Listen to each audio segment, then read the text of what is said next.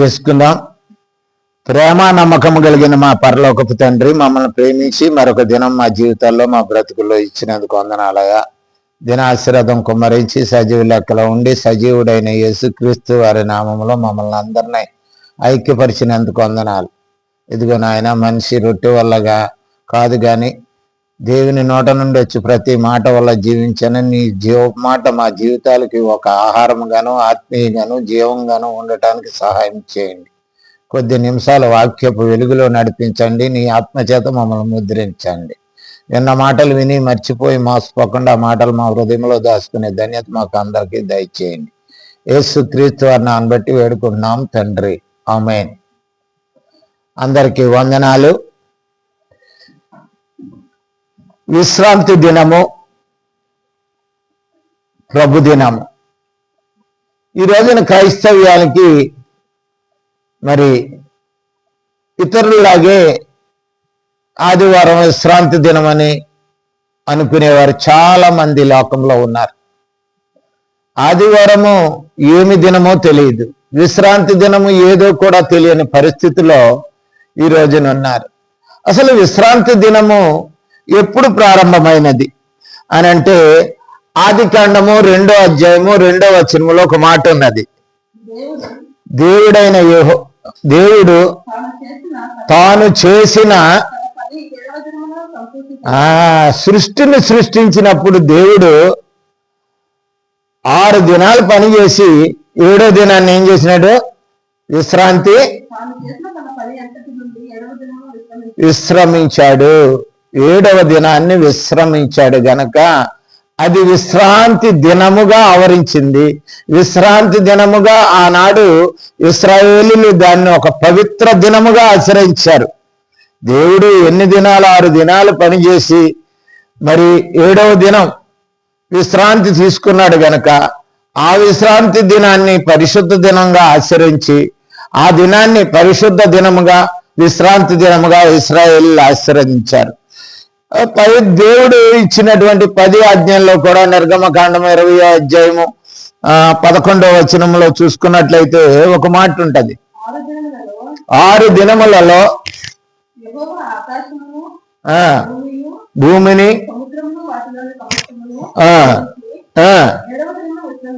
7వ దినమున విశ్రమించెను. కనుక దేవుడు విశ్రమించాడు గనుక అందుచేత యెహోవా అది వాళ్ళ ఉద్దేశం ఏంటంటే దేవుడు 7వ దినాన్ని విశ్రాంతి, ఏ పని చేయకూడదు, అది విశ్రాంతి దినంగా పాటించాలి. దాన్ని దేవుడు పవిత్రపరిచాడు గనక ఆ దినం పవిత్రలుగా ఆనాడు మరి ఇశ్రాయేలు జనాంగము ఆనాడు మరి ఆచరించిన దినం అది. కనుక అటువంటి దినాన్ని, విశ్రాంతి దినాన్ని దేవుడు 10 ఆజ్ఞల్లో చేసి దేవుడు ఆ దినాన్ని పవిత్రపరిచి ఆ దినాన్ని పవిత్ర దినముగా ఏ పని చేయకూడదు, ఏది తినకూడదు, మరి దేవుని సన్నిధిలో ఉండి ఉపవాసం ఉండి ప్రార్థన చేయాలని, కనీసం పశువులకు కూడా మేత వేయకూడదు. 23:12 ఒక మాట అంటాడు చూడండి, నిర్గమకాండం 23:12. మీ పనులు చేసి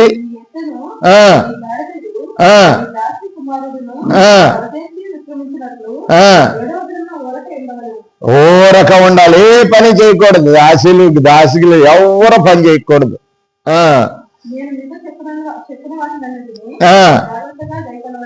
గై కొనవలను, తప్పకోకుండా ఆజ్ఞ. కనుక దేవుడిచ్చినటువంటి ఆజ్ఞ ఏంటంటే విశ్రాంతి దినాన్ని పవిత్రంగా పరిశుద్ధంగా ఆశీర్వదించాలి. అది పరిశుద్ధ దినముగా మరి ఆచరించాలి. ఆ పరిశుద్ధ దినముగా ఆ రోజున ఏ పని చేయకూడదు, ఏది తిండి తినకూడదు.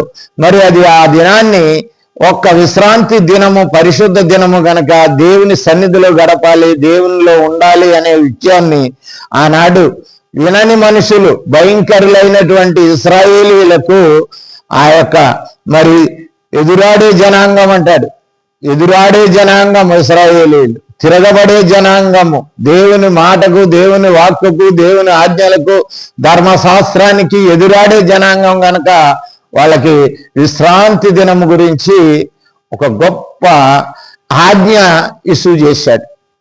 కనుక అది ఆ విధంగా చూసినట్లయితే యేసు ప్రభు వారు మరి ఈ లోకానికి వచ్చినప్పుడు మరి ఆనాడు ఉన్నటువంటి పరిచయులు, శాస్త్రులు, సద్దుకయ్యులు, మరి ఆనాటి ప్రజలు కూడా విశ్రాంతి దినం పట్ల ఒక మంచి నియమాన్ని, నిబంధన కలిగి ఉన్నారు.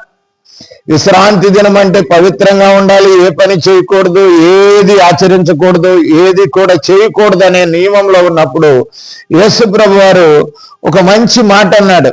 మార్కు సువార్త 2వ అధ్యాయము 23వ వచనము నుండి, మరియు ఆయన విశ్రాంతి దినమున వాళ్ళ శిష్యులు ఏం చేస్తున్నారంటే యేసు ప్రభు వారు ఒక గ్రామం నుంచి ఒక గ్రామానికి వెళ్ళేటప్పుడు అనేక పొలాలు, పంట భూములు వచ్చాయి. ఆ పంట భూముల ద్వారా యేసు ప్రభు వారు వెళ్తున్నప్పుడు శిష్యులు ఆ పంటల్లో వెళ్తున్నప్పుడు ఆకలి వేసి ఆ చేల్లో ఉన్నటువంటి ఎన్నులు ఉన్నాయి, వాటిని త్రుంచుకుని వాళ్ళు తినటం మొదలు పెట్టారు.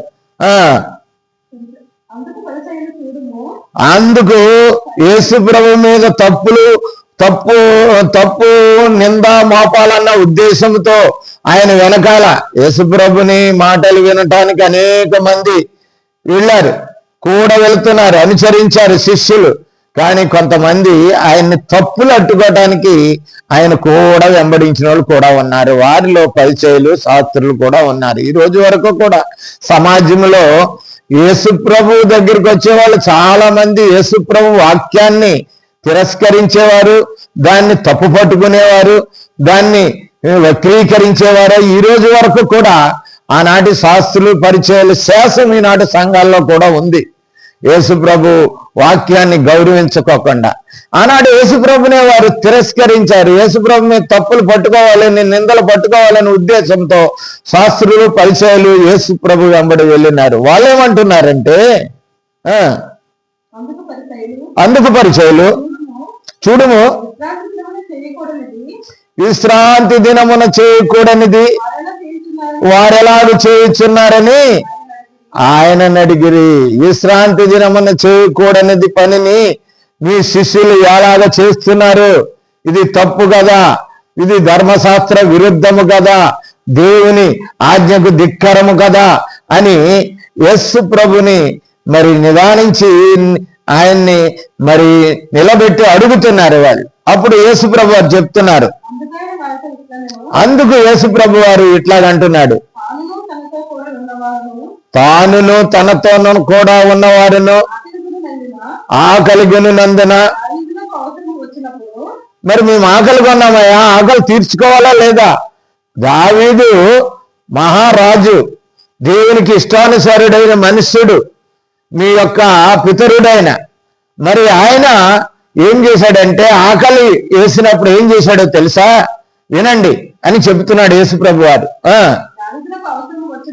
వచ్చినప్పుడు చదవలేదా? ధర్మశాస్త్రంలో మీరు ఎప్పుడు చదవలేదా?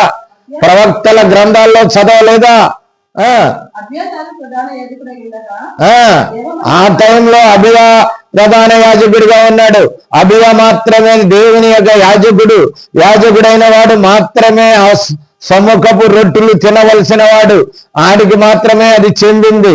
మరి ఎవరు కూడా దేవాలయంలో ప్రవేశించకూడదు, సముఖపు రొట్టెను తినకూడదు. అది అర్పితమైన రొట్టె, అది యాజకులు మాత్రమే తినవలసిన రొట్టెను దావీదు ఇక్కడ ఏం చేశాడు తెలుసా?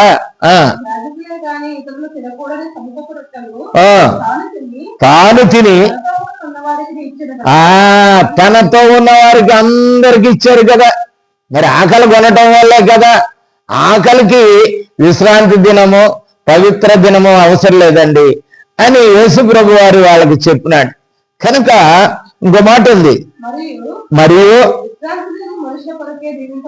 విశ్రాంతి దినము మనుషుల కొరకే నియమింపబడినది గాని మనుషులు విశ్రాంతి దినము కొరకు కాదు. ఇది అర్థం అవ్వలేదు ఈ రోజు వరకు క్రైస్తవులకు కూడా. మరి విశ్రాంతి దినం ఎవరి కొరకంటే మనుషులు పాటించటానికి, మనుషులు క్రమపరుచుకోవటానికి, వారి బ్రతుకులు సరిచేసుకోవటానికి, ఆ జీవితాలు పవిత్ర పరుచుకొనటానికే గాని ఏదో మనుషుల కొరకు విశ్రాంతి దినం ఉందని, ఆ విశ్రాంతి దినాన్ని ఇలాగే పాటించాలని, అది ఒక నిష్టని, అది ఒక నియమమని, అది ఒక మరి ఆ నియమాన్ని తొలగిపోయినట్లయితే మీకు మరి శిక్ష నింద ఉంటుందని ఆ రోజుని వాళ్ళకి తెలియని వాళ్ళకి పరిచయాలకు యేసు ప్రభు వారు చెప్తున్నారు. ఇంకో మాట అన్నాడు అక్కడ, అందువలన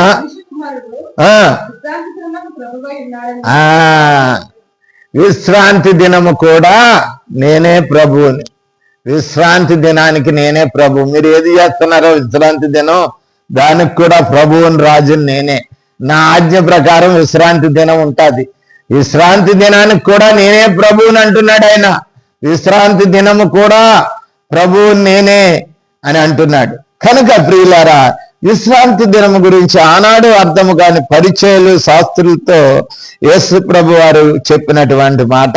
అదే లోకాసు వార్తలో చూసుకుంటే ఇదే విషయం ఉంటది, కానీ ఇంకో విషయం అక్కడ యేసు ప్రభు వారు బయలుపెట్టినాడు. లోకాసు వార్త 6వ అధ్యాయం 1వ వచనం నుంచి 5వ వచనం వరకు చూసుకున్నట్లయితే,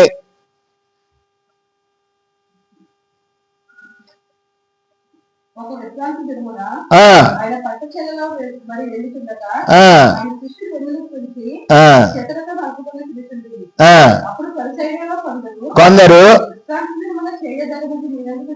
చేయదగనిదిగా వాళ్ళు సూచించారు. ఆ దినాన్ని ఏది చేయకూడదు.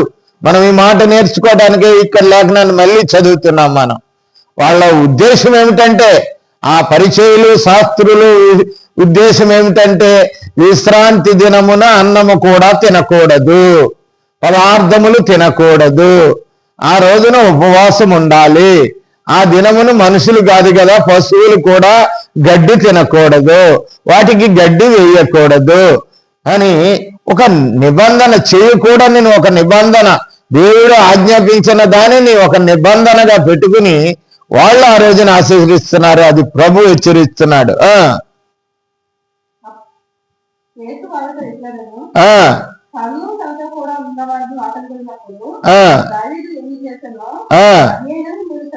చదవలేదా? తినకూడని పండు సమూహపు రొట్టెను తీసుకొని తిని తనతో ఉన్న వారికి ఇచ్చాను కదా అనేను.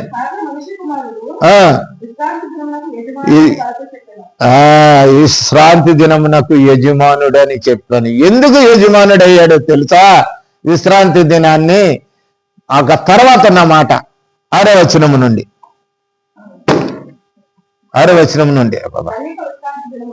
మరి ఒక విశ్రాంతి దినమున సమాజ మందిరంలోనికి వెళ్ళి బోధించుచున్నప్పుడు, అది విశ్రాంతి దినము. ఆ దినాన్ని యేసుప్రభు వారి మందిరంలోకి వెళ్ళి అనేక మంది ఆ సమాజ మందిరంలో విశ్రాంతి దినాన్ని పాటించడానికి కూడుకునే సమయంలో యేసుప్రభు వారు అక్కడికి వెళ్ళారు. అక్కడికి వెళ్ళి బోధిస్తున్నారు. ఆ బోధించే సమయంలో ఊస చేయగలవాడు ఒకడు వచ్చాడు. అక్కడ ఉన్నాడు వాడు.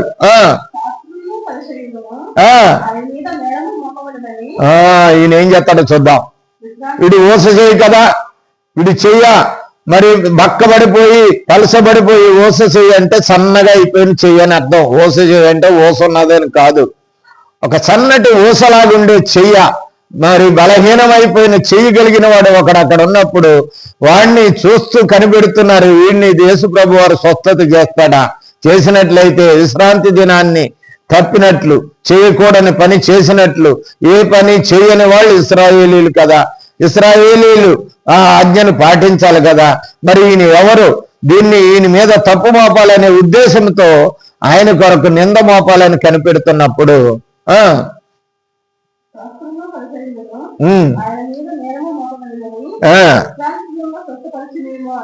అని కనిపెట్టుచుండేరి. స్వస్థపరుస్తారని వీళ్ళకి తెలుసు, స్వస్థపరిస్తే నింద వేయాలనుకుంటున్నారు వీళ్ళు. కనుక యేసుప్రభు వారు ఏం చేశారంటే, అయితే ఆయన ఆలోచనలు ఎరిగి ఆయనకి యేసుప్రభు వారికి వీళ్ళ మనసులో ఏదుందో యేసుప్రభు వారికి తెలియదా? మరి వాళ్ళ స్థితి యేసుప్రభు వారు ఎవరో వాళ్ళకి అర్థం కాలేదు. యేసు ప్రభు ఏమిటో ఈ రోజు వరకు సమాజానికి అర్థం రాలేదు. క్రైస్తవుడికి కూడా ఈ రోజు వరకు యేసు ప్రభు యొక్క గొప్ప మహత్యాలు, అద్భుతాలు, ఆశ్చర్య కార్యాలు, స్వస్థతాల్లో అనేకమైన అర్థం కాలేదు మానవుడికి. అర్థమైనట్లయితే ఈ రోజు వరకు యేసు ప్రభుని తెలుసుకుని ఆయన గౌరవించేవారు. సమాజానికి అర్థం అవ్వలేదు, క్రైస్తవ సంఘానికి కూడా యేసు ప్రభు సంపూర్ణంగా అర్థం కాలేదు.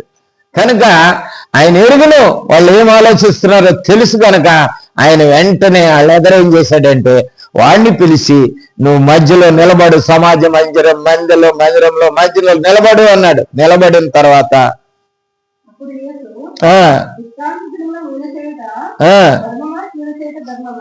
వాళ్ళ మాటలు అన్నాడు కదా, వాళ్ళ ఆలోచన ఎరిగింది కదా, వాళ్ళ హృదయం లేకుండా ఎరిగింది కదా యేసుప్రభు అంటున్నాడు. ఆయన అక్కడ నిలబెట్టి అంటున్నాడు, మీరు వినండి, పరిచయులారా, శాస్త్రులారా వినండి, విశ్రాంతి దినమున మేలు చేయట ధర్మమా, కీడు చేయట ధర్మమా,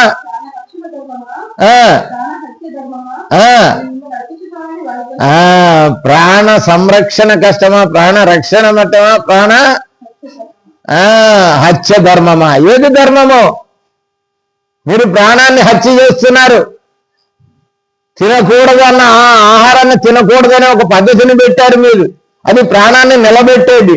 ఆ దినాన్ని తినకూడదని ఒక కట్టడి పెట్టారు, అది తినకూడని దినమని మీరు కట్టడి పెట్టి ప్రాణ హత్య ముఖ్యమా, ప్రాణాన్ని నిలబెట్టడం ముఖ్యమా? మేలు చేయటం ముఖ్యమా, కీడు చేయటం ముఖ్యమా? ఏది ముఖ్యమని వాళ్ళని అడుగుతున్నప్పుడు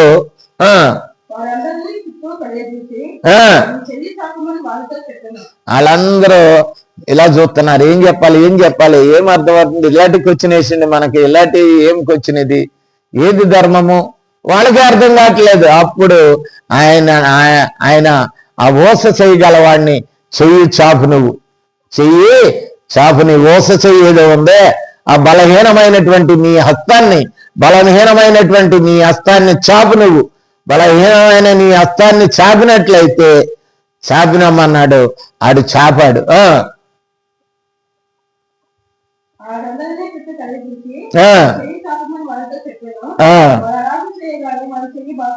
వెంటనే చెయ్యి చాపమన్నాడు, వెంటనే చెయ్యి చాపాడు, వెంటనే స్వస్థత పొందాడు, బాగుపడిపోయాడు. ఊస చెయ్యి బలపడ్డది, మంచి బలమైనటువంటి చెయ్యిగా తయారైంది.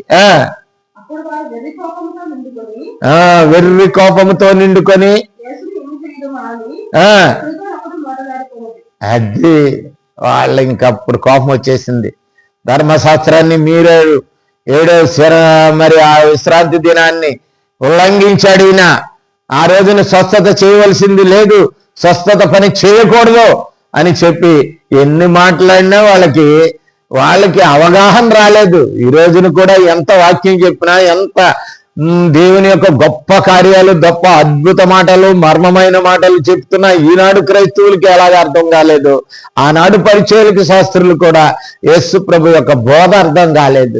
ఆయన అడిగాడు ఒకటే మాట, ప్రాణ రక్షణ, ప్రాణ హత్య, మేల కీడ అని అడిగినా కూడా వాళ్ళకి అర్థం కాలేదు. అది అని అర్థమైన సంగతులు కాదు అవి. కనుక యేసు ప్రభు మాటను అర్థం చేసుకున్నవాడు ఈ రోజున బాగుపడుతున్నారు. కనుక ఆయన యొక్క గొప్ప కార్యాలు అర్థం చేసుకోవడం కానీ దినాన్ని పాటించటం కాదు. దినాన్ని పాటించే వాళ్ళు చాలా మంది ఉన్నారు. ఈ దినం ఇది, శుక్రవారం ఉపవాసం ఉండాలి, శుక్రవారం అది చేయాలి, ఈ దినాన్ని చర్చికి వెళ్ళాలి. ఈ దినము కాదు ముఖ్యం, ప్రభువు ముఖ్యం, ప్రభు యొక్క కార్యాలు ముఖ్యం, ప్రభులో ఉండి జీవించటం ముఖ్యం. చాలా మంది క్రైస్తవులు ఈ రోజుని ఆచారపరమ క్రైస్తవులు అయిపోతున్నారు కానీ ఆత్మీయ క్రైస్తవులు కావట్లేదు.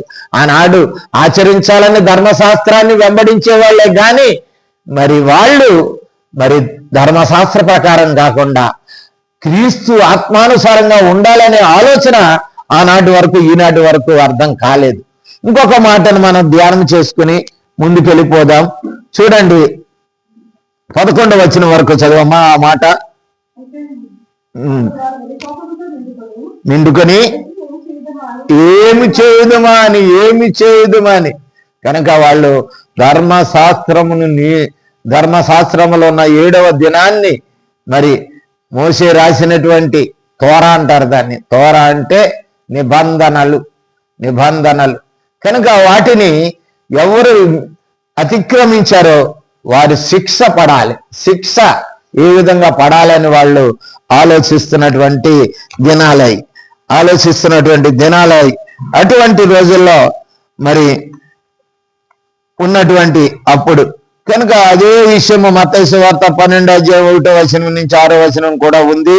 మనం చదువుకుందాం. మనం ఇప్పుడు కొంచెం ఎదరికెళ్ళిపోదాం. విశ్రాంతి దినం యొక్క పరిస్థితి అది.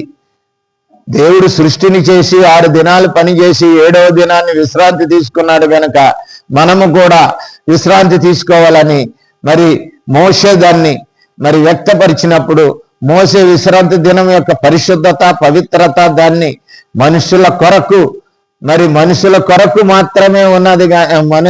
మనుషుల విశ్రాంతి దినము కొరకు మనుషులు లేరు అని చెప్పినప్పుడు దాన్ని గ్రహించలేని వారికి ఆ విధంగా యేసు ప్రభు వారు బోధ చేశారు. ఇక మరి ఆ విశ్రాంతి దినం అలాగున్నట్లయితే విశ్రాంతి దినము అనేది ఏదో ఈ రోజు వరకు తెలియలేదు.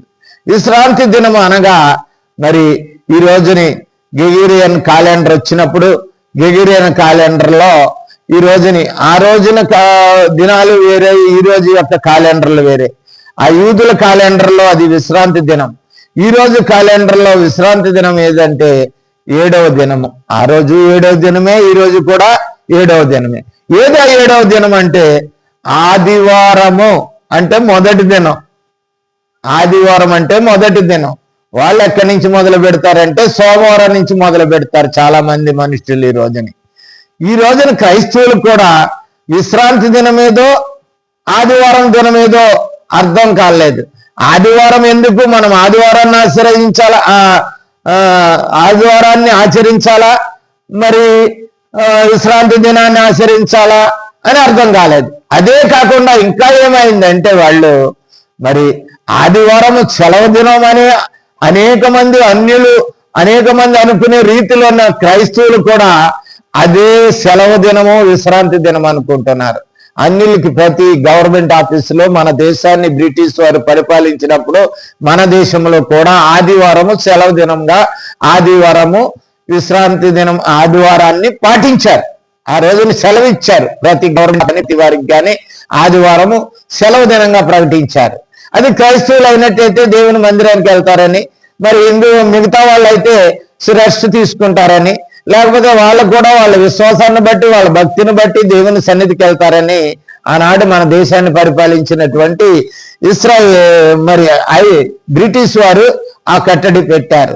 కనుక ఈ రోజు వరకు కూడా ఆదివారం సెలవు వచ్చినప్పుడు మరి ఆదివారం సెలవు దినమా విశ్రాంతి దినమా, ఆదివారం మరి ఏమన్నా ప్రత్యేకత ఉన్నదా? ఈనాటి వరకు క్రైస్తవులకి ఆ విషయం అర్థం కాలేదు. చాలా మంది క్రైస్తవులు మరి విశ్రాంతి దినం అంటే ఆదివారం అనుకుంటారు. కానీ విశ్రాంతి దినం ఆదివారం కాదండి. సోమవారము ఆది అంటే మొదటి దినము. ఆదివారం నుంచి మొదలు పెట్టినట్లయితే 7వ దినం ఏ రోజు వస్తుందండి? శనివారం వస్తుంది. అది విశ్రాంతి దినం. వీళ్ళు ఎక్కడి నుంచి వారం స్టార్టింగ్ చేస్తారు? సోమవారం మొదలు పెడతారు, శనివారము 6వ దినం అయింది, ఆదివారం 7వ దినం. ఇది విశ్రాంతి దినం అనుకుంటారు.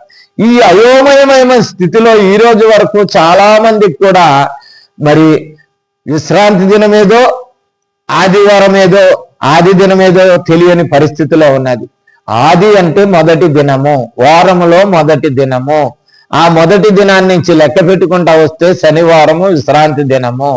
వాళ్ళు కూడా శనివారము విశ్రాంతి దినంగానే ఇప్పుడు వరకు సమాజ మందిరంలో చాలా సహవాసాల్లో 7th డే అనేది పరిపాలించేవారు. 7వ దినాన్ని ఆరాధించే వాళ్ళు చాలా మంది ఉన్నారు.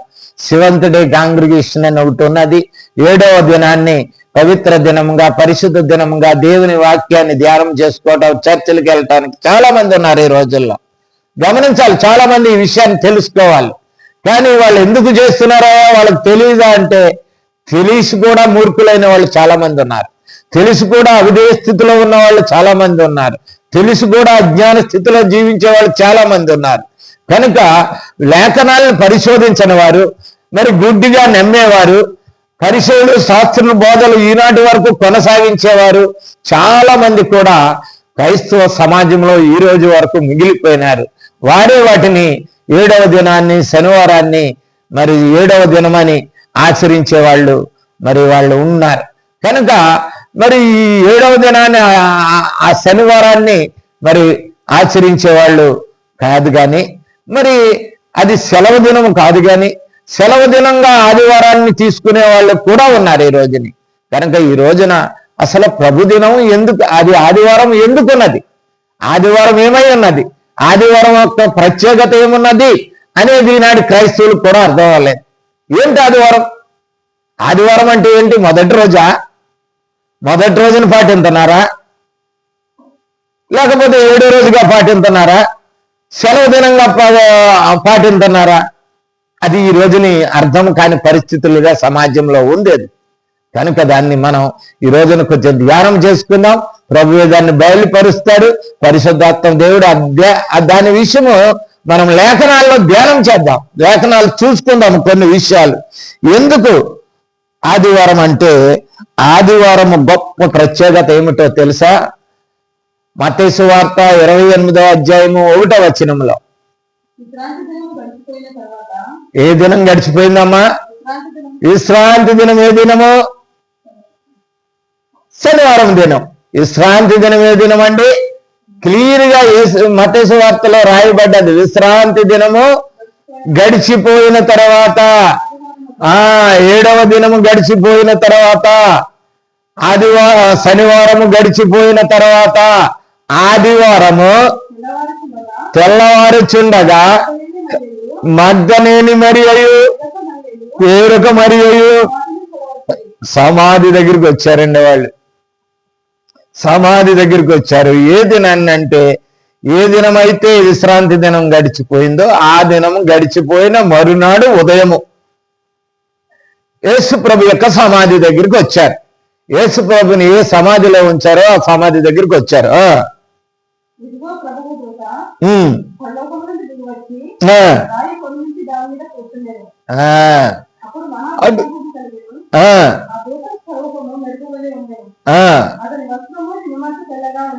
కనుక వాళ్ళు ఎందుకు వచ్చారు? ఆ దినము ఏమిటంటే, ప్రభువు చెప్పాడు బ్రతికుండగానే, యోనా 3 రోజులు ఎలాగా చేప కడుపులో ఉన్నాడో అలాగే మనిషి కుమారుడు సమాధిలో 3 రోజులు ఉంటాడు, భూగర్భంలో 3 రోజులు ఉంటాడు, 3వ దినాన్ని తిరిగి లేస్తాడు అనే విషయాన్ని యేసు ప్రభు వారు ఎప్పుడో చెప్పేశారు, అందరికీ చెప్పారు. కానీ లేస్తారన్న విషయము తెలియకముందే తెలిసి మరి ఆ యొక్క వారు యేసు ప్రభువు లేవకముందే వెళ్ళి యేసు ప్రభు ఆ యొక్క దానికి మనం సుగంధ ద్రవ్యాలు పుయ్యాలి అనుకునే ఉద్దేశంతో ఆ స్త్రీలు సమాధి వద్దకు వచ్చారు. కనుక గమనించాలి, ఏమిటంటే అది ప్రభుదినం అంటారు. ప్రభుదినం అనగా ప్రభు పునరుద్ధాన దినము అని, తిరిగి లేచిన దినము అని అర్థం. అది క్రైస్తవులకి ఎంతో గొప్ప విజయాన్ని అనుగ్రహించిన దినము. ప్రభువు పునరుద్ధరణ అయ్యాడంటే క్రైస్తవుడు పాపము నుండి విమోచింపబడి పునరుద్ధరణ అయినట్టు. క్రైస్తవుని పునరుద్ధరణ క్రీస్తు పునరుద్ధరణతో ముడిపడి ఉన్నది. అది గమనించాలి ఈ రోజున క్రైస్తవులు. ఆదివారం ఎందుకంటే ఆదివారం సెలవు దినం కాబట్టి చర్చికి వెళ్ళమని సెలవిస్తున్నారు అనుకుని కొంతమంది అనుకుంటారు.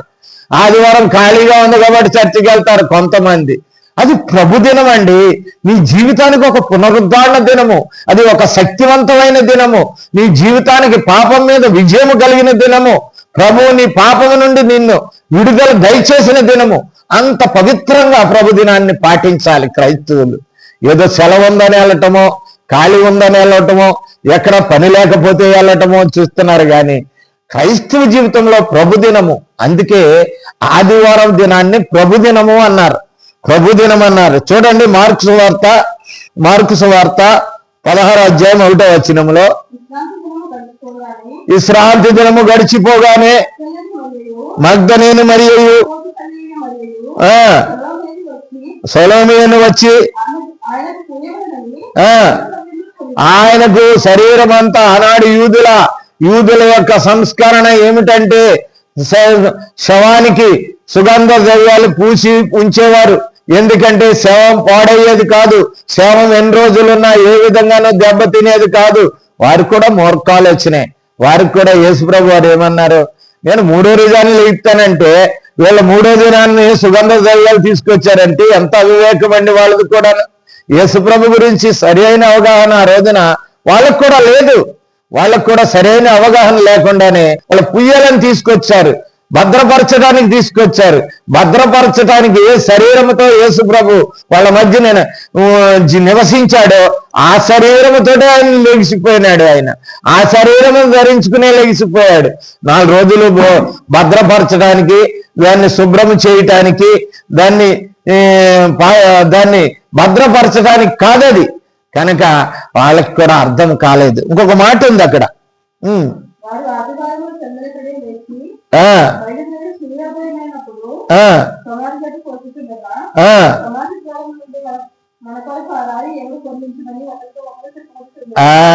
యేసుప్రభు గారు తిరిగి లేచారు, ఆయన పునరుద్ధరణ అయిపోయారు. వీళ్ళకి అర్థం అవ్వలేదు, వీళ్ళు ఎరగలేదు. యేసుప్రభు తిరిగి లేచిన మాటలు ఎరగని పరిస్థితి క్రైస్తవులకి. ఈ రోజు వరకు కూడా యేసుప్రభు పునరుద్ధరణ కాలేదు, ఆయన చనిపోయినాడు, ఆయన అదయ్యాడు ఇదయ్యాడని అన్యులు చెప్తుంటే క్రైస్తవులు కూడా అది కూడా ఎరగని పరిస్థితిలో క్రైస్తవులు ఈ రోజున ఉన్నారండి. ఎంత దౌర్భాగ్య స్థితి. ఆ పునరుద్ధరణ దినం యొక్క ప్రత్యేకత, ఆదివారం ప్రత్యేకత, వీరి జీవితంలో ఏ మార్పు, ఏ భ్రష్టత్వము నుండి కానీ, పాపము నుండి కానీ, వారి అవిధేయ స్థితి నుంచి కానీ, దుర్నీతి నుండి కాంచి ఇది విడుదల దినం. ప్రభు సన్నిధిలో ఆయన మనకి విజయాన్ని ఇచ్చాడు. ఆయన బలైపోయి ఆయన సమాధి చేయబడి 3వ దినాన్ని తిరిగి లేచాడు. ఇది ఆదివార దినం అంటే ఇంత గొప్ప దినం అని ఎరగని క్రైస్తవులు ఈ రోజుని. అక్కడ ఇంకో మాట ఉంది,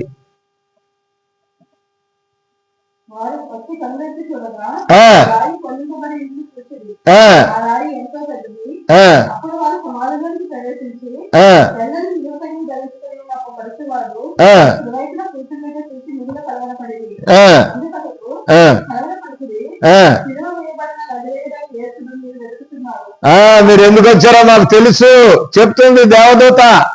ఎందుకు వచ్చారు మీరు?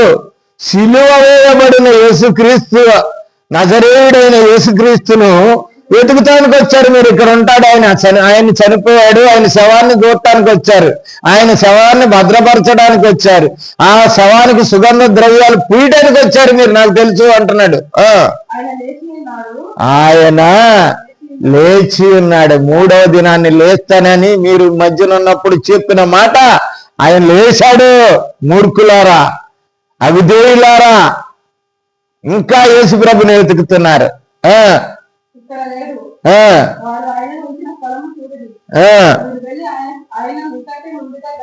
గలిలోయలోనికి ఆయన ముందే చెప్పాడు ఈ విషయాలన్నీ. ఈ రోజున కూడా వాక్యం చెప్తే, వాక్యం ఎప్పటికప్పుడు మాకు ఈ కష్టం వచ్చింది ఆ కష్టం, వాక్యం నిన్ను నమ్మి వాటి ప్రకారం జీవించినట్లయితే క్రైస్తవులకి ఆశ్చర్య కార్యాలు, అద్భుతాలు ఇవన్నీ అర్థమవుతాయి, యేసుప్రభు అర్థమవుతాయి. కనుక మనం ఇక్కడ నేర్చుకోవాల్సింది ఏమిటంటే, లోకాసువార్త 24:1 కూడా సేమ్ ఉంటుంది. లోకాసువార్త 24:1 కాదంటే ఒక మాట అక్కడ ఉంది, 24:1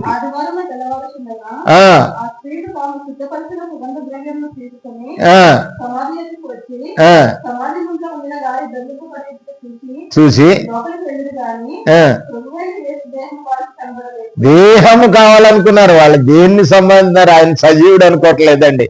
ఈ మాట కోసమే నేను ఆ మాటను చదివించాను.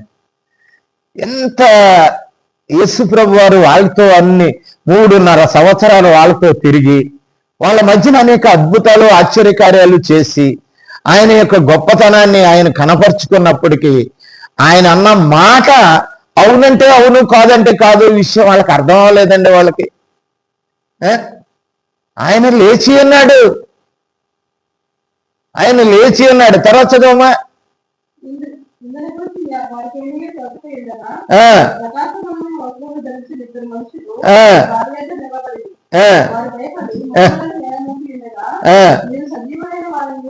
మృతులలో ఎందుకు మీరు వెతుకుచున్నారు? ఈ మాట చాలా గొప్పది అండి. చాలా ఈ రోజు వరకు మృతులే. మనం కూడా మృతులమేలే. క్రైస్తవులు ప్రతి వాళ్ళు మృతులే. జీవించుచున్నామన్న పేరు మాత్రం ఉందని కానీ అది ప్రకటన గ్రంథంలో చెప్పాడు, మీరు మృతులే అన్నాడు. ప్రేమించే సజీవులమని అనుకుంటున్నారు మీరు, సజీవులు కాదు. సజీవులైతే సజీవుడైన యేసుక్రీస్తు పునరుద్ధరణ దినాన్ని మీరు ఎంత పవిత్రంగా, ఎంత పరిశుద్ధంగా, ఎంత ఆత్మీయంగా, ఎంత మరి గొప్ప దినముగా దాన్ని ఆచరించి దేవుని సన్నిధిలో ఆయన్ని స్తుతించి మహింపరిచి ఆయన నామాన్ని గొప్ప చేయటానికి ఆయన్ని జయోత్సవంతో ఆదివారం దినాన్ని ఊరేగించవలసిన క్రైస్తవుడు మరి సజీవుడైన వాడిని మృతుల్లో ఎదుగుతున్నారు.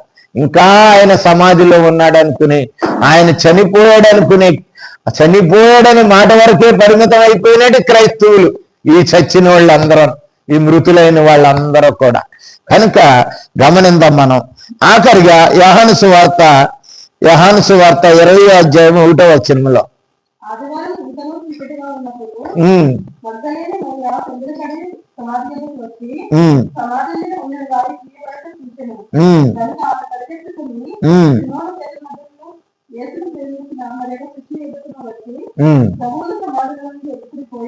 అది ఇంకా ఆయన లేస్తాడని నమ్మట్లేదండి. ఎంత దౌర్భాగ్య స్థితి అండి. యేసు ప్రభుని ఎత్తుకుపోయారంటున్నారు వాళ్ళు, ఆయన ఎత్తుకుపోయారంటున్నారు. కనుక ఎంత దౌర్భాగ్యపు స్థితి. ఈ రోజున అన్యులు మాట్లాడగలుగుతున్నారు, మన ముస్లిం సహోదరులు మాట్లాడగలుగుతున్నారంటే, అన్య సహోదరులు ముస్లిం సహోదరులు మాట్లాడగలుగుతున్నారంటే మన పరిస్థితులను బట్టే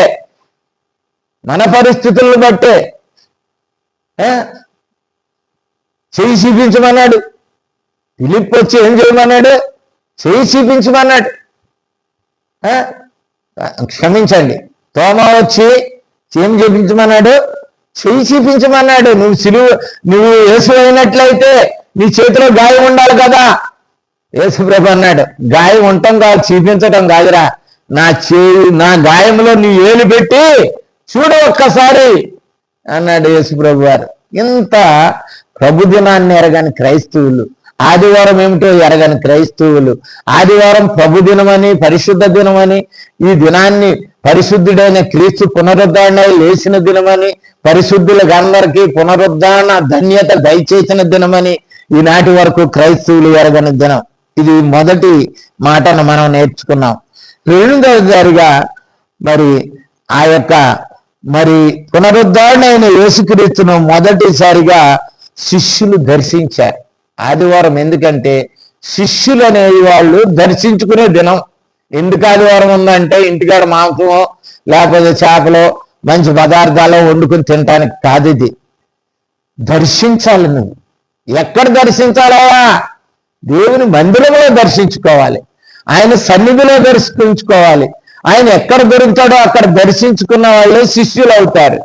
అటు లేకపోతే ఆదివారం ఇవాళ ఫంక్షన్ ఉందానో, ఇవాళ ఏదో పండగ ఉందానో, ఇవాళ లేకపోతే ఇంకో పని ఉందానో, ఆదివారం ఒక్కరోజే సెలవు దొరికిందని ఇంకో పని చేసుకోవటానికి నువ్వు వెళ్తున్నావే, నువ్వు శిష్యుడు కాలేవు. నువ్వు క్రీస్తుకు శిష్యుడు కాలేవు. నువ్వు యేసుప్రభు ఆ రోజున చెప్పాడు, సమస్త జనులను నాకు శిష్యులుగా చేయుడు అన్నాడు. నువ్వు శిష్యుడు కాలేదు కాబట్టి యేసుప్రభు శిష్యుడు అయినట్లయితే ఆయన్ని దర్శించటానికి వచ్చిన దినం అది. యోహాను సువార్త 20వ అధ్యాయం 19వ వచనంలో ఆదివారం సాయంకాలమున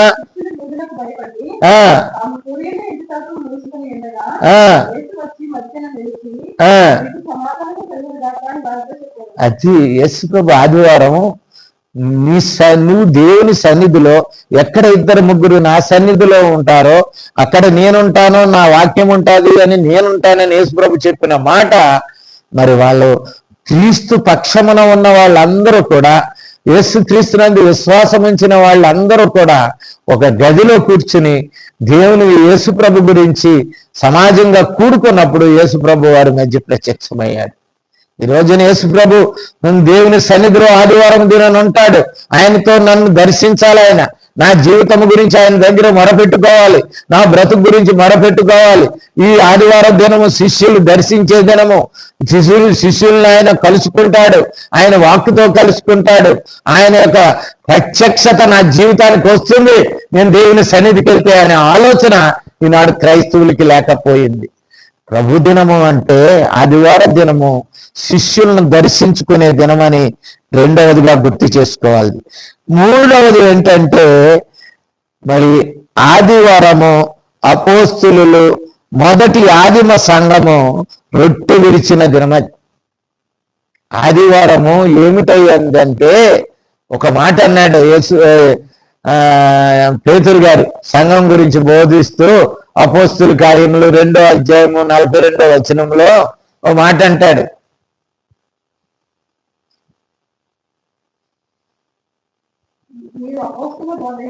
అపోస్తుల బోధ యందును విశ్వాసమందును సహవాసమందును రొట్టె విరుచుట యందును ప్రార్థన చేయటం. రొట్టె విడిచిట ఎడతెగక ఉండాలి. ఎక్కడ కూడుకున్నారో అక్కడ వేరాలి. ఆదిమ సంఘం ఏం చేసింది తెలుసా? రోజుకి 7 రోజులు కూడుకుంటే 7 రోజులు రొట్టె ఇస్తారు.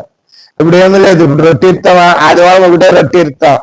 అది కూడా కష్టమైపోయింది. ఆదివారం అనే మాట కూడా వీళ్ళకి ఎంత దౌర్భాగ్యం. క్రైస్తవం మరి బలహీనం అయిపోతుందంటే అండి, వారానికి నెలకు ఒకసారి విరిచే వాళ్ళు ఉన్నారు. నెలకొకసారి ఎడతెగకనే మాట వాళ్ళకి అర్థం అవ్వలేదా? లేకపోతే ఎడతెగకనే మాటకు అర్థం వాళ్ళకి తెలియలేదా? ఎడతెగకంటే నువ్వు ఎప్పుడు కూడుకుంటున్నావో సమాజంగా, అక్కడ ఒక ఇంట్లో కూడుకుంటున్నావా, ఒక సమాజంలో, ఒక క్రైస్తవ సమాజంగా నువ్వు కూడుకున్నప్పుడల్లా యేసుప్రభు అక్కడ ఉంటాడు. యేసుప్రభుని విరిచుట, అక్కడ యేసుప్రభు అనే రొట్టెను విరిచుట, ఆయన శరీరాన్ని నీ కొరకు ఇచ్చాడు. ఆ రోజున దాంట్లో ఆనందించు. అది విందు, నీ కొరకు దేవుడు అరేంజ్ చేసిన విందు. అది ఆ అర్థం కాలేక సంవత్సరానికి ఒకసారి, మరి సంవత్సరానికి ఒక్కసారే తినేవాళ్ళు ఉన్నారండి. నెలకు ఒకసారి చేసేవాళ్ళు ఉన్నారు. ఆ రోజున అది తింటారు. మంచి విందులు కూడా చేసుకునే వాళ్ళు ఉన్నారు. ఆ రోజుని ఆదివారం రోజు విందులు చేసుకునే వాళ్ళు ప్రభు రొట్టె తిన్నప్పుడు వీళ్ళ విందు చేసుకుంటారు. వీళ్ళ ముక్క కక్క తింటారు వాళ్ళు. ఇలాంటి దౌర్భాగ్యపు స్థితికి క్రైస్తవ్యము ఆదివారాన్ని అపహాస్యము చేస్తుంది. ఆదివారం అపహాస్యం అయిపోతుంది. ఆదివారం రొట్టె విరిచే దినము. అందుకే అంటారు చూడండి, అపోస్తుల కార్యము 20వ అధ్యాయము 7వ వచనం, ఆదివారమున, ఆదివారం ఎందుకు కూడుకోవాలంటే రొట్టె విరిచే దినం అది. ప్రభు అయిన యేసు క్రీస్తు బలి అయినటువంటి శరీరము, ఆయన కార్చిన రక్తము నువ్వు తీసుకునే దినము ఒక ధన్యత కలిగే దినము. ఆయన జీవము నీలోకి వస్తుంది. ఆయన చెప్పాడు, ఎవడు నా శరీరము తిని నా రక్తము తాగుదో వాడిని నేను అంచె దినము లేపుదునన్నాడు. వాడు నిత్య జీవము కలవాడవుతాడు అంటున్నాడు. వాడితో నేను ఉంటానంటున్నాడు. నాతో వాడు ఉంటాడన్నాడు. ఏదైతే నువ్వు ఈ లోకములో పొందలేని ధన్యతలు ఉన్నాయో ఆ దినాన్ని ఆ ప్రభు యొక్క శరీరంలోను ప్రభు యొక్క రక్తంలోను పాలు పంపులు పొందితే నీకు ఆ ధన్యతలు దొరుకుతాయని ప్రభు సెలవిస్తుంటే, యోహాను సువార్త 6వ అధ్యాయం 53 నుంచి 56 వరకు ఆ విషయాలు ఉన్నాయి. నేను వానితోను నాతోను, నాలో వాడును వాడిలో నేను ఉంటాను, ఎవరు నన్ను తింటాడో అన్నప్పటికీ కూడా ఈ దౌర్భాగ్యపు ఈ అపవాది ఆలోచనలు కలిగి అనేక మంది సంవత్సరానికి ఒకసారి, నెలకు ఒకసారి మరి రొట్టె విరవటం అలవాటైపోయింది ఈ రోజున. అది ఆదివారం అంటే ప్రభు యొక్క రొట్టె శరీరము దినం. అది ఆ రొట్టె విరిచే దినము. ఆయన శరీరాన్ని విరవాలి. ఆయన శరీరంలో వచ్చిన రక్తాన్ని త్రాగాలి. అది రక్తం అని తాగి శరీరము రొట్టె ఆయన శరీరం అని తిన్నప్పుడు నీలో జీవం వస్తుంది. ఆ జీవము నీకు కలుగుతుంది. ఆ జీవము నిత్య జీవానికి నడుపుతుంది. అది గమనించని దౌర్భాగ్యులు మరి నెలకోసారి, సంవత్సరానికి ఒకసారి, 15 రోజులకు ఒకసారి ఇట్లా తయారు. ఎన్నిసార్లు కూడుకుంటావో, ఎక్కడైతే యేసు ప్రభు కలిగిన వారు ఉంటారో అక్కడ తప్పకుండా ఎరాలి. అది గృహ కూడుకు అంటావా, లేకపోతే ఇంకో కూడుకు అంటావా, ఇంకో కొడుకు, అక్కడ తప్పకుండా ఎరాలి. నువ్వు ఒక సమాజంగా, ఒక ఈవెంట్ గురించి చెప్పట్లేదు నేను. ఈవెంట్లు ఈ రోజున ఎక్కువైపోయినాయి. ప్రతి వాళ్ళకి ఏదో ఒక పండగ, ఏదో రికరేషన్, పిల్లవాడు పుట్టాడనో, పెద్ద పిల్ల అయిందనో, మరి ఏం చేయాలో తెలియని ఎగబడుతున్నారు. ఆ రోజున యేసుప్రభు గారు ఉండగా చెప్తున్నాను, మీరు పెళ్ళిళ్ళు గిచ్చి పెళ్ళిళ్ళు చూసుకుంటూ సంతోషంగా పండుగలు చేసుకుంటూ ఉంటారా అంటే ఈ రోజున వచ్చినాయి దినాలు. ప్రతిదీ పండుగ, ప్రతిదీ ఆలోచన వచ్చేసింది ఈ రోజుని. కనుక 3వదిగా ఆదివారము రొట్టె విరుచు దినము. ప్రభు యొక్క శరీరం రక్తాన్ని విరిచి దించే దినం. అది గమనించాలి. ఆదివారం ఏమిటి అనేది ప్రాముఖ్యత తెలియని క్రైస్తవులు ఇటువంటి విషయాలు కొన్ని గమనించాలి. లేఖనాలు చదువుతూ ఉన్నట్లయితే అర్థమవుతాయి. మరి 4వ విషయం ఏంటంటే, మరి అపోస్తులు, పరిచయ చేస్తున్నటువంటి సేవకులు, బోధకుల కొరకు సందా ఇచ్చే దినం అది. అదేంటండి? సందా ఇచ్చే దినం. సందా అంటే కానుకలు ఇచ్చే దినం. సేవకుడిని సమాజం పోషించాలి, సేవకుడిని సంఘం పోషించాలి, సేవకుడిని మరి ఆ సేవనికి కుటుంబాన్ని, సేవకునికి చేస్తున్న పరిచర్య భారాన్ని కనుక ఆ ప్రభుదినాన్ని తీసుకుని వచ్చి అర్పించాలి. అర్పిత దినం అది, అర్పణ దినం అండి ఆదివారం. అసలు ఒక దినాన్ని నేర్చుకుందాం. అసలు ఆదివారం ఏమిటి అనేది ఇంకొక విషయం నేర్చుకుందాం మనం. ఆదివారం ఎందుకు చందుకు రావాలి అనే తర్వాత నేర్చుకుందాం మనం. ఎందుకు వస్తున్నారు ఈ రోజున అర్థం కాలేదు వాళ్ళు. కనుక ఆయన అంటాడు, ఆ రోజున నీవు కానుకలు తీసుకురావాలి. నువ్వు దేవుని సన్నిధికి వస్తున్నావంటే ఆదివారం నాకు పునరుద్ధరణ జీవాన్ని ఇచ్చాడు గనక, ఆయన తిరిగి లేచాడు గనక నాకు మరణంలోనికి ఇక తోవలేదు, నేను జీవములోనికి దాటిపోయినాను. ఇక ప్రభు అయిన యేసుక్రీస్తు వాక్య ప్రకారం జీవించినట్లయితే నా జీవితంలో మరణం ఇంకా ఉండదు, మరణ శిక్ష నాకుండదు. నా మరణ శిక్షను నా ప్రభు అయిన యేసుక్రీస్తు చనిపోయి నాకు తీసివేశాడు గనక ఆయన సువార్తను, ఆయన ప్రేమ సందేశాన్ని ఈ లోకానికి అందించే వారికి అందరికీ కూడా పరిచర్య నిమిత్తం నేను కానుకలు అర్పిస్తాను నా జీవితంలో. వాళ్ళు అర్పించుకోవాలి, వాళ్ళ కానుకలు కూడా అర్పించుకోవాలి. చూడండి 1 కొరింథీ 16:2 మాట చూడండి. పరిశుద్ధుల కొరకైన కానుకల విషయం అయితే గలతీ సంఘానికి నేను ఏది నియమించానో అలాగే చేయండి అని అపోస్తలుడైన పౌలు కొరింథీ సంఘానికి చెప్తున్నాడు. నేను వచ్చినప్పుడు మాత్రమే మీరు పోగు చేయకుండా ప్రతి ఆదివారం, గమనించాలి ప్రియులారా, ప్రతి ఆదివారమును మీలో ప్రతి వాడును తాను వర్ధిల్లున కొలది వర్ధిల్లు కొలది నీ యొక్క వర్ధిల్లుత దేవునికి ఇస్తే ఇస్తావు. విస్తారముగా ఎత్తేవాడు విస్తారం పంటకు వస్తాడు. ఎకరం ఎత్తే ఎకరం పంట, 2 ఎకరాలు ఎత్తే 2 ఎకరాల పంట. ఎకరం ఇప్పి 10 ఎకరాల పంట కోయాలనే దౌర్భాగ్యపు ఆలోచనలు మన దగ్గర ఉన్నప్పుడు దేవుని దగ్గర పిచ్చినారితనం ఉపయోగించి, దేవుని పరిచర్యకు పిచ్చినారితనం ఇచ్చి చిల్లర పైసలు నెదుక్కునే వాళ్ళు కూడా ఈ రోజు లేకపోలేదు ప్రియులారా. విస్తారముగా ఇవ్వాలి, శోధించాలి ఇచ్చి అన్నది లేఖన భాగం. దేవునికి ఇచ్చి శోధించాలి. ప్రభువా నీ పరిచర్య నిమిత్తం నాకున్నది సమర్పించాను. బైబిల్లో ఒక విధవరాలు చంద పెట్టి దగ్గర యేసు ప్రభు గారు కూర్చుని గమనిస్తున్నారు ఎవరైతే చంద వేస్తున్నారని. ధనికులు ఎన్నో పైసలు వేశారు, ఎంతో వేశారు, వాళ్ళకి కలిగింది. కానీ తనకున్న దానిలో సమృద్ధిగా ఉన్నదంతా ఒక పేద విధవరాలు 2 రూపాయలు కానుకగా వేసింది. అందరికంటే ఎక్కువ వేసింది ముసలమ్మే అన్నారు. నీ జీవం ఎంతున్నది, నీ సంపాదన ఎంతున్నది, ప్రభు నిన్ను, నీ కుటుంబాన్ని, నీ పిల్లల్ని, నీకు ఇచ్చినటువంటి సమస్త జీవాన్ని ఆశీర్వదించిన దేవుడు నీ కొడుకి జీవితం ఇచ్చాడో, నీ కొడుకి జీవనోపాధి ఇచ్చాడో, నీకు జీవనోపాధి ఇచ్చాడో, నీకు ఆస్తి ఇచ్చాడో, నీకు పంట ఇచ్చాడో, ఏ ఆదాయం ఇచ్చాడో దాంట్లో ఈ రోజున వరకు దశంభాగాలు తీసుకునేవారు చాలా మంది ఉన్నారు. మన దగ్గర అయితే అటువంటి ఒక నిబంధన లేదు మన దగ్గర. మరి వాళ్ళు అనుకున్నది ఇస్తే చాలు. అది ఇశ్రాయేలీలు దశంభాగాలు కనుక ఇశ్రాయేలీలే వాళ్ళు ఆ రోజున దశంభాగం వసూలు చేశారు. కానీ ఈ రోజున అది కాదు, ఆ దశంభాగానికంటే ఎక్కువ ఇవ్వాలి ప్రభు కొరకు. అంత పరిస్థితి ఉన్నది. కానీ ఈ రోజున మన దగ్గర లేకపోయినా అనేక సంఘాల్లో దశంభాగాలు తీసుకుంటున్నారు. దశంభాగాలు నిక్కర్షించి ఏదో అప్లోడ్ వసూలు చేసినట్టు నువ్వు ఇవ్వలేదు బ్రదర్, నువ్వు అవ్వలేదు బ్రదర్ అనేవాళ్ళు ఉన్నారు. అది బలవంతపు వసూళ్ళు అవుతుంది, హృదయార్పణ అవుతుంది, అది చంద అవదు. కనుక ప్రేరేపించి కొలిది తీసుకురావాలి. దేవుడు ఆత్మ నిన్ను ప్రేరేపించి సహోదరులు సేవ చేస్తున్నారు, పరిచర్యకి ఉపయోగపడాలి. దేవుని పరిచర్యకు నాకు వచ్చిన ఆదాయంలో ఇంత భాగాన్ని దేవునికి ఇవ్వాలి. నాకు దేవుడు 10 రూపాయలు ఇస్తే నాకు 100 రూపాయలు ఇస్తాడు, నన్ను 10ని 20 చేస్తాడు. నా జీవితంలో 10 రూపాయలు ఉంటే 1000 చేయగల సమర్థుడైన, అద్భుతాలు ఆశ్చర్యాలు చేయవాడు అని దేవుని దగ్గరికి సమర్పణ అర్పించే, కానుకలు అర్పించే దినము ఆదివారం అండి. ఆదివార దినము దేవునికి అర్పణలు, కానుకలు అర్పించే దినం. మరి చాలా గ్రామాల్లో ఇప్పటి వరకు ఆంధ్ర ప్రాంతంలో వాళ్ళకి ఏది తొలిది కలిగితే అది పట్టుకొచ్చి ఇచ్చేవారు. ఏది మొట్టమొదటిగా పండిన పంట కానీ, ఒక పశువు కానీ, ఒక పక్షి కానీ లేకపోతే ఏదైతే మొదటిసారిగా వాళ్ళ జీవితాల్లో కలిగిందో ప్రథమ ఫలమని వాళ్ళు ఇచ్చేసేవారు. కానీ నాటి అటువంటి దౌర్భాగ్య స్థితి చాలా ప్రాంతాల్లో పోయింది. వాళ్ళే దంచుకుని మాకు లెక్కలు చూసుకుని మా జీవితం ఇంత పిసినారి జీవితం అలాగే ఉంటుంది. కానీ దేవునికి ఇచ్చే దగ్గర వెనకేసావు నీ చెయ్యి, దేవుని హస్తం కూడా వెనక్కి వెళ్ళిపోద్ది.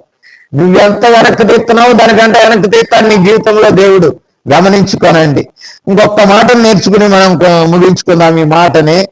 అపోస్తులు యోహాను పద్మాసు దీపంలో ఆత్మవశుడైన దినం అది, ఆదివారం దినం. ఏంటో అంటే చూడండి, ప్రకటన గ్రంథం 1వ అధ్యాయం 10వ వచనం. అపోస్తుడైన యోహాను గారు, ప్రకటన గ్రంథ ప్రత్యక్షత పొందినటువంటి యోహాను గారు పద్మాసు దీపములో ఆత్మవశుడైన దినము ఆదివారం దినం, ప్రభు దినం. అది ఎందుకే దాన్ని ఏమన్నారంటే ప్రభు దినం అనాలి. చాలా మంది ఆదివారం అంటారు కానీ ప్రభు దినం అని కనీసం ఆ రోజునైనా ఇది ప్రభుది, ఈ దినం ప్రభుది, మాది కాదండి, మేము సుఖించడానికి ఆనందించడానికి కాదు. ఇది ప్రభు దినం, ప్రభు కొరకే బతకాలి. ఈ దినాన్ని ప్రభు పరిచర్య నిమిత్తమే బావాలి, ప్రభు సన్నిధిలోనే ఉండాలి, ప్రభు సన్నిధిలోనే గడపాలి అని దౌర్భాగ్యపు ఆలోచనలు వచ్చిన వాళ్ళు ఎవరు కూడా అట్లా చేయరు. కనుక మరి అటువంటి ఆలోచన లేని వాళ్ళు, మరి గడపాలనే ఆలోచన లేని వాళ్ళు చేస్తారు ఇటువంటి పని. అనేకమైన ప్రభు దినాన్ని దేవుని సన్నిధికి రావట్లేదు. ప్రభు దినాన్ని మరి ఆయన ఆచరించాలనుకున్నప్పుడు ఆయన ఆత్మవశుడైపోయినాడు. ఆయన ఆత్మవశుడై ఆ పరలోక దర్శనాన్ని, ఆ యొక్క ప్రత్యక్షతను చూడగలిగినటువంటి ప్రభు దినము యోహాను గారు ఆత్మవశుడైన దినం. ప్రియ సహోదరుడా, మరి 5 విషయాలు జ్ఞాపకం చేసుకున్నాం. మొదటిది ప్రభు పునరుద్ధరణ లేచిన దినం. రెండవది మరి శిష్యులను దర్శించిన దినము ఆదివారం దినం. మూడవది మరి ఆదిమ సంఘము రొట్టె విరిచిన దినము. నాలుగవది పరిశుద్ధుల అవసరత కొరకు కానుకలు ఇచ్చే దినం. ఇంకో దినాన్ని ఇచ్చింది అది ఆశీర్వాదం ఉండదు. ప్రభు దినాన్ని వచ్చి నువ్వు ఎదురుకుండా ఉన్నాడు ప్రభు. ఆ దినాన్ని కానుకలు ఇవ్వాలి. చాలా మంది ఇంటికి వెళ్తే ఇచ్చేవాళ్ళు ఒకళ్ళు, ఇంటికి వెళ్తే ఇస్తారని ఇంటికి వెళ్ళి సేవకులు కూడా తయారైపోయారు. ఇంటికి వెళ్తే మనకు కానుకలు దొరుకుతాయని సేవకులు చాలా మంది తయారయ్యారు. ప్రభు దినాన్ని నీ అర్పణ తీసుకురావాలి. ఇక ఆఖరిది ఏమిటంటే ఆత్మ పొందే దినం ఇది. యోహాను గారు ఆత్మవశుడు ఎలాగయ్యాడో నువ్వు కూడా ఆత్మవశుడు అయినట్లయితే ప్రభువు మాట్లాడుతున్న ప్రతి మాట దేవుని సన్నిధిలో ఆదివారం దినాన్ని దేవుడు ఆత్మవశుడైన నీకు ప్రభు క్రీస్తు ప్రత్యక్షత, దేవుని ప్రత్యక్షత నీకు కనపరుస్తాడు. ప్రియ సహోదరుడా, మర్చిపోకు. అట్టి దినము క్రైస్తవులు చాలా ప్రాముఖ్యమైన దినం. దాన్ని అంటారు చాలా మంది ఆరాధన దినం అంటారు. ఆరాధించే దినం ఇది. ప్రభుని జీవితంలో ఆ ఆదివారం దినము నువ్వు ఆరాధించే గొప్ప కార్యాన్ని చేశాడు. నీకు పునరుద్ధరణ జీవాన్ని ఇచ్చాడు. దానికోసము అపోస్తుడు అయిన పౌలు సమస్తాన్ని పోగొట్టుకున్నాడు, నష్టముగా ఎంచుకున్నాడంట దాన్ని పొందటానికి. మరి నువ్వు స్తుతిస్తున్నావా? అది నీకు స్తుతి దినంగా ఉందా? ఆరాధన దినముగా ఉందా? అర్పణ దినముగా ఉందా? ప్రభువు నిన్ను దర్శించే దినముగా ఉందా? సంఘంలో ఆదివారం దినము నిన్ను దర్శించడానికి ప్రభు సిద్ధంగా ఉన్నాడు. ఇక నుండైనా నీ జీవితంలో ఎక్కడున్నప్పటికీ నీ పక్కనున్నటువంటి మందిరానికి, నీ పక్కనున్నటువంటి దేవుని మందిరానికి, దేవుని సన్నిధికి, ప్రభు దర్శించే సన్నిధికి నువ్వు వెళ్ళాలని ప్రభు పక్షమున నేను వేడుకుంటున్నాను. ఇట్టి ధన్యత ఈ వాక్యం విన్న ప్రతి వారికి అట్టి దర్శనము ప్రభు అయిన యేసుక్రీస్తు అందరికీ దయచేయును గాక. ఆమేన్.